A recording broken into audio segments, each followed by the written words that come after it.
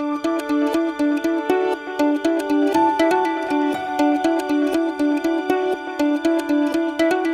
société a été créée en 1986 par mon père. L'entreprise compte 20 collaborateurs. Nous traitons 12 000 tonnes entrant de matière plastique, 10 000 tonnes sortant. À 95%, l'approvisionnement est issu de déchets plastiques ménagers et à 5% de déchets plastiques industriels.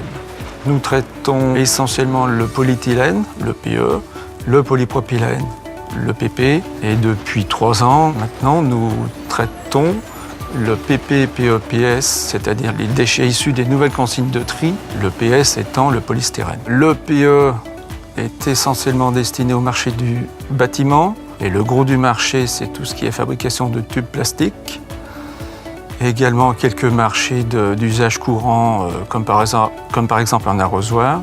Et le polypropylène, c'est des marchés qui sont beaucoup plus diffus. Nous trions les déchets plastiques, nous les broyons, nous les lavons 2 fois. Après, on va les sécher, on va les faire fondre dans une extrudeuse, ce qui va permettre de récupérer les encres d'impression sur les matières plastiques. Dans notre jargon, on va dire qu'on les dégaze et on va en faire des granules. La CPA, à l'origine, a été créée pour recycler du film industriel. Et en 1998, à cause de l'arrivée des Chinois sur le marché européen, nous avons cherché à nous orienter vers un autre type de déchets à traiter. Nous avions entendu parler qu'en France se mettait en place la collecte des déchets plastiques ménagers. Nous avons contacté Valorplast. Cette collaboration dure depuis 1998. Nous sommes très contents de travailler avec Valorplast. Ce sont des gens compétents. Ce sont des spécialistes de la matière plastique. Ils sont au courant des évolutions des nouvelles matières plastiques. Ils sont au courant des orientations des multinationales en fonction de ce qu'elles souhaitent produire dans le futur.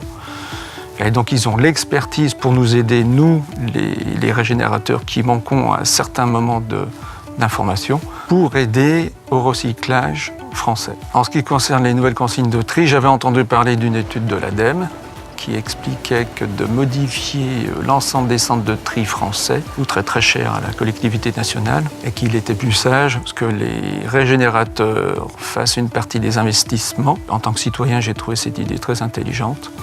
Donc j'ai répondu à l'appel à projet d'éco-emballage et épaulé de Valorplast. J'ai investi une ligne de tri optique pour ces nouvelles consignes de tri, le PE, PP et PS. Les déchets plastiques issus des nouvelles consignes de tri représentent 3000 tonnes. Je pense que nous sommes le plus gros faiseur en France actuellement. Aujourd'hui, les déchets plastiques sombres sont perdus et nous travaillons avec Valorplast à la recherche d'une machine qui permettrait de séparer le PE, le PP et le PS sombre. Après 2 ans de recherche effectuée par Valorplast, il semble qu'une machine avec un système de tri infrarouge permettrait d'arriver à cette séparation. Les déchets sont jamais les mêmes, les matières plastiques évoluent, donc il faut qu'on suive l'évolution de ces matières plastiques.